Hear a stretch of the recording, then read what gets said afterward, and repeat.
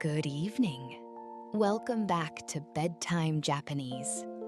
Tonight, let's travel back in time to the warm evenings of old Edo, where the streets were filled with the gentle splashing of a beloved summer companion.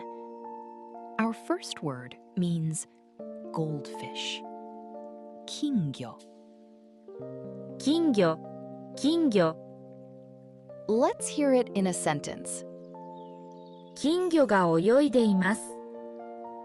In the bustling city of Edo, the hot months brought vendors carrying wooden tubs balanced on poles. Inside these tubs were vibrant red fish, shimmering like jewels in the water. Our next word means summer. 夏、夏。Here it is in a sentence. 日本の夏は暑いです。People would place these fish in glass bowls on their verandas. Watching the delicate tails sway in the water made the humid air feel instantly refreshing.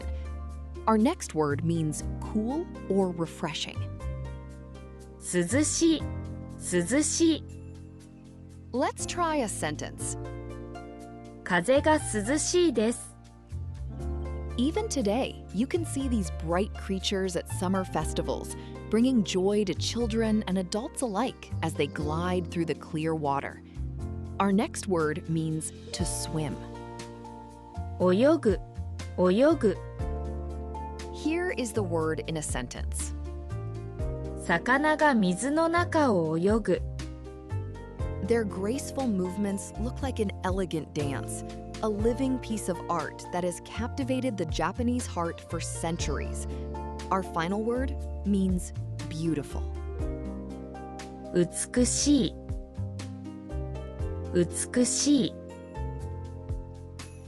Let's hear our final sentence. とても美しいですね。As you close your eyes tonight, imagine a peaceful garden.